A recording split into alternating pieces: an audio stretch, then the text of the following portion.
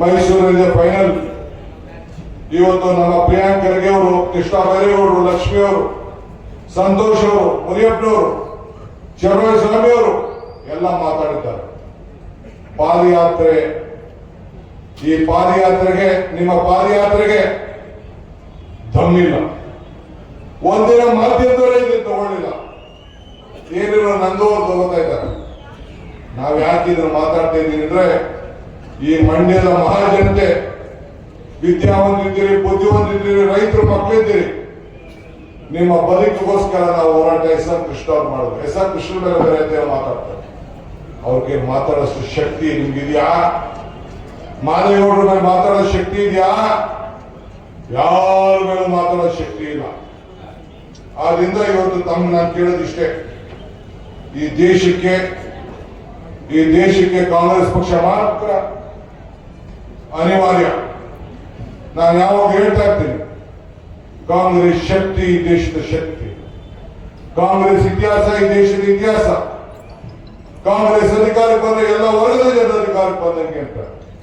ಹಂಗೆ ಇವತ್ತು ನಾವೆಲ್ಲ ಅಧಿಕಾರಕ್ಕೆ ಬಂದಿರೋದು ಈ ಬಡರ ಜನರ ಬದುಕಿಗೋಸ್ಕರ, ಈ ರೈತರ ಮಕ್ಕಳ ಉಳಿಸ್ಲಿಗೋಸ್ಕರ, ಈ ಕಾವೇರಿ ತಾಯಿಯ ನಾಡನ್ನ ರಕ್ಷಣೆ ಮಾಡಲಿಕ್ಕೋಸ್ಕರ. ಅದನ್ನು ಬಿಟ್ಟು ಈ ಲೋಟಿ ಕೋರರು ಏನಿವತ್ತು 40% ಕಮಿಷನ್ ಮಾಡಿದ್ರಿ, ಭ್ರಷ್ಟಾಚಾರದ ಕೋಪ ಮಾಡಿದ್ರಿ. ಇದ್ರ ವಿರುದ್ಧವಾಗಿ ಜನ ಇವತ್ತು ನಮಗೆ 136 ಸೀಟನ್ನು ಕೊಟ್ಟಿದ್ದಾರೆ. ಮತ್ತೆ 150 ಸೀಟನ್ನು ಗೆದ್ದು ಮತ್ತೆ ಈ ರಾಜ್ಯದಲ್ಲಿ ಅಧಿಕಾರವನ್ನು ನಾವು ನಡೆಸ್ತೇವೆ. ನಿಮ್ಮ ಎಲ್ಲ ಕುತಂತ್ರ, ಕೇಂದ್ರ ಸರ್ಕಾರದ ಷಡ್ಯಂತ್ರ ಈ ಜನರ ತೀರ್ಪು ಮುಂದೆ ಇನ್ನೊಂದು ಇಲ್ಲ ಅನ್ನೋ ಮಾತನ್ನ ಹೇಳಿ ಇನ್ನ ಮಾತಾಡೋಣ ಅಂತಿದ್ದೆ. ತಾವೆಲ್ಲ ನೋಡಿದ್ರಿ, ನಿಮ್ಗೂ ಹೊಟ್ಟೆ ಸಿಗ್ತಾ ಇದೆ, ನನಗೂ ಹೊಟ್ಟೆ ಸಿಗ್ತಾ ಇದೆ. ನೆಕ್ಸ್ಟ್ ಮೈಸೂರಲ್ಲಿ ಮಾತಾಡ್ತೀನಿ. ನಮ್ಮ ಭೇಟಿ ಮೈಸೂರಲ್ಲಿ ಆಗ್ಬೋದಾ? ಎಲ್ಲರಿಗೂ ನಮಸ್ಕಾರ. ಬಂಧುಗಳೇ, ನಾನೇನು ಭಾಷಣ ಮಾಡಂಗಿಲ್ಲ, ನೀವೇ ಎಲ್ಲ ನೋಡಿದ್ದೀರಿ. ಇದು ಪುತ್ರ ಕೊಡ್ಲಿ ಅಷ್ಟೇ ನಾನು ಕೇಳ್ಕೊಳ್ಳೋದು. ನಮ್ಮ ನಾಯಕರುಗಳು ಏನೋ ಕೆಲವು ಅನೇಕ ವಿಚಾರಗಳನ್ನು ನಿಮ್ಮ ಮುಂದೆ ಇಟ್ಟಿದ್ದಾರೆ, ಅದಕ್ಕೆ ಉತ್ತರ ಕೊಡಿ. ಏನು ಬಿಜೆಪಿಯ ಸ್ನೇಹಿತರುಗಳು ಪಾದಯಾತ್ರೆ ಮಾಡ್ತೀವಿ ಅಂತ ಹೇಳಿ ಹೊರಟಿದ್ದಾರೆ. ಮಂಡ್ಯದವರು ನೀವು ಮಾಡಿದ್ದೀರಿ, ಚಡ್ಡಿ ಮೆರವಣಿಗೆ ಮಾಡಿದ್ದೀರಿ. ಹಿಂದೆ ನೆನಪಿದ್ಯಾ? ಹಿಂದೆ ಚಡ್ಡಿ ಮೆರವಣಿಗೆ ಆಗಿತ್ತು.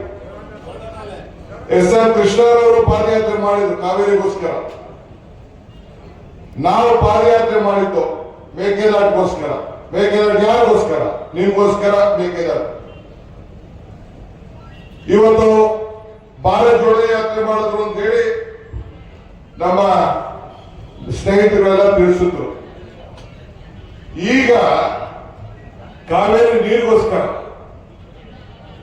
ಈಗ ಅವ್ರಿಗೆ 177 TMC ನೀರು ಬಿಡಬೇಕು ಅಂತ ಹೇಳಿ ಸುಪ್ರೀಂ ಕೋರ್ಟ್ ಆದೇಶ ಕೊಟ್ಟಿದೆ. ಮೊನ್ನೆ ಕುಮಾರಸ್ವಾಮಿ ಮೀಟಿಂಗ್ ಕರೆದಿದ್ದು ಅವ್ರನ್ನ, ಬಿಜೆಪಿ ಅವ್ರನ್ನೆಲ್ಲ ಬರಪ್ಪ ಮೀಟಿಂಗ್ ಕರೆದಿಲ್ಲ. ನಾವು ಮಳೆ ಬರಲಿಲ್ಲ, ಏನ್ ಮಾಡಬೇಕು ಅಂತ ಕೇಳಕ್ಕೆ. ನಾನೇನೋ ದ್ರಾಕ್ಷಿ ಗೋಡಂಬಿ ತಿನ್ನಕ್ ಬರ್ಬೇಕಾ ಅಂತ ಕೇಳಿದ್ರು. ಇರ್ಲಿ ಪಾಪ, ಟೈಮ್ ಇರಲಿಲ್ಲ ಅವ್ರಿಗೆ. ಪಾಂಡವಪುರದಲ್ಲೇ ಎಲ್ಲ ಪಾಯಿಂಟ್ ಇತ್ತು, ಅದು ಇಂಪಾರ್ಟೆಂಟ್ ಇತ್ತು. ನಿಮ್ ಕಾವೇರಿ ನೀರು ಇಂಪಾರ್ಟೆಂಟ್ ಇರ್ಲಿಲ್ಲ. ಇಲ್ಲಿ ಅವ್ರು ಏನ್ ಬೇಕಾದ್ರೆ ಮಾಡ್ಕೊಳ್ಳಿ. ನಮ್ಮ ಕೇಂದ್ರ ಸರ್ಕಾರ, ಸುಪ್ರೀಂ ಕೋರ್ಟ್ ಇಲ್ಲಿವರೆಗೂ 49 TMC ಬಿಡಬೇಕು ಅಂತ ಹೇಳಿ ಲೆಕ್ಕಾಚಾರ ಇಟ್ಟಿದೆ. ಈಗ ನಾವು 148 TMC ನೀರನ್ನ ತಮಿಳುನಾಡಕ್ಕೆ ಬಿಟ್ಟಿದ್ದೀವಿ. ಎಲ್ಲಿಗೆ? ಬಿಳಿಬಳ್ಳಕ್ಕೆ ಬಿಟ್ಟಿದ್ದೀವಿ. ಎಕ್ಸ್ಟ್ರಾ 99 TMC ಬಿಟ್ಟಿದ್ದೀವಿ. ಈಗಾಗಲೇ 64 TMC ಸಮುದ್ರಕ್ಕೆ ಹೋಗಿದೆ.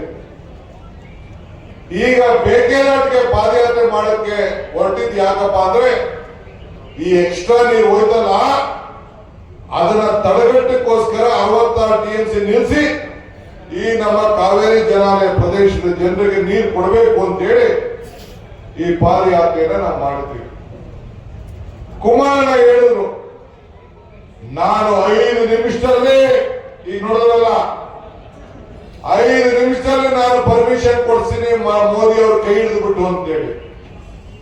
ಈಗ ಹೇಳ್ತಾ ಇದ್ದಾರೆ 5 ಜನ ಮಂತ್ರಿಗಳಿದ್ದೀವಿ, ನಾನೇನಾದ್ರು ಮಾತು ಕೊಟ್ಟಿದ್ರೆ ನಾನೇನ್ ಮೂರ್ಖನೇನ್ರಿ ಅಂತ ಈಗ ಯಾರು ಹೇಳಿದ್ರು? ಕುಮಾರಸ್ವಾಮಿ ಅವರು ಹೇಳಿದ್ರು. ಇದಕ್ಕೆ ಉತ್ತರ ಯಾರು ಕೊಡ್ಬೇಕು?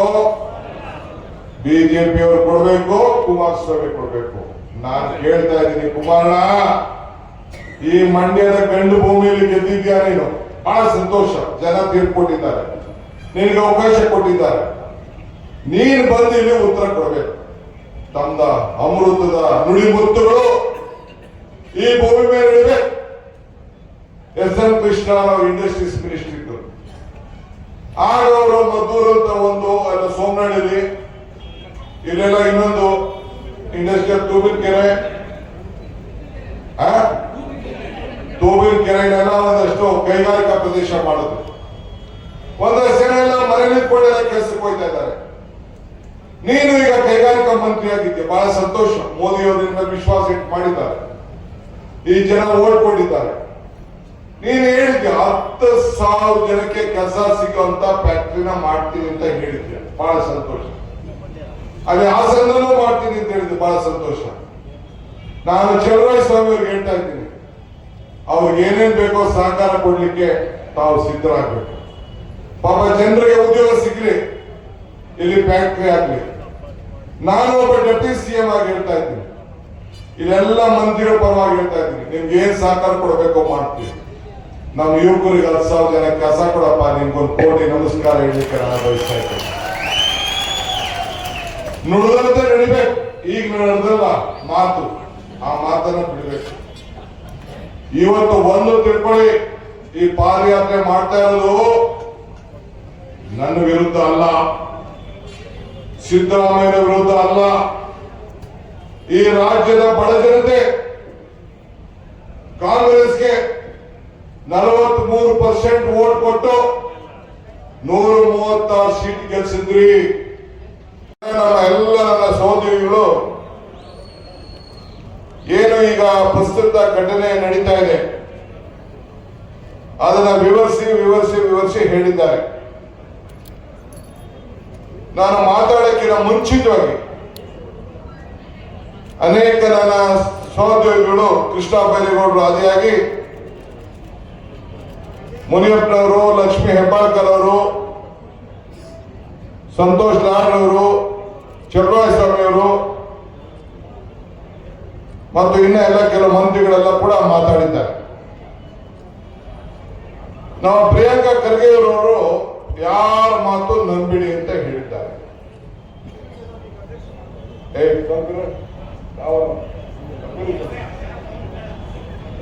ಯಾರ ಮಾತು ನಂಬೇಡಿ ಅಂತ ಹೇಳಿದ್ದಾರೆ.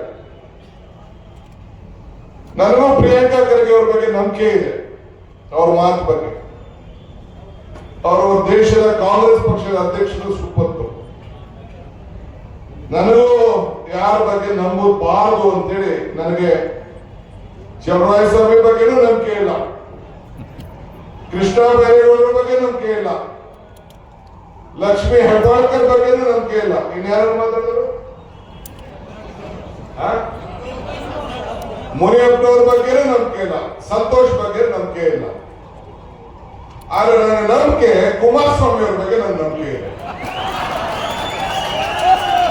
ಬೂಕಿನಕೆರೆ ಯಡಿಯೂರಪ್ಪನವ್ರ ಬಗ್ಗೆ ನನಗೆ ನಂಬಿಕೆ ಇದೆ, ಅವ್ರ ಬಗ್ಗೆ ನನ್ನ ನಂಬಿಕೆ ಇದೆ. ಜಿ.ಡಿ. ದೇವೇಗೌಡರ ಬಗ್ಗೆ ನನ್ನ ನಂಬಿಕೆ ಇದೆ, ಯೋಗೇಶ್ವರ ಬಗ್ಗೆ ನಂಬಿಕೆ ಇದೆ, ಎತ್ತಾಳ ಬಗ್ಗೆ ನನ್ನ ನಂಬಿಕೆ ಇದೆ. ಅವ್ರು ಏನ್ ಹೇಳ್ತಾರೆ ನೋಡೋಣ, ದಯವಿಟ್ಟು ಸ್ವಲ್ಪ ತೋರಿಸ್ತೀರಾ? ಅವ್ರ ಪಕ್ಷದಲ್ಲಿ ಬಿಜೆಪಿ ಅವತ್ತಿನ ಮಾಡ್ತಾ ಇದ್ದಾರೆ.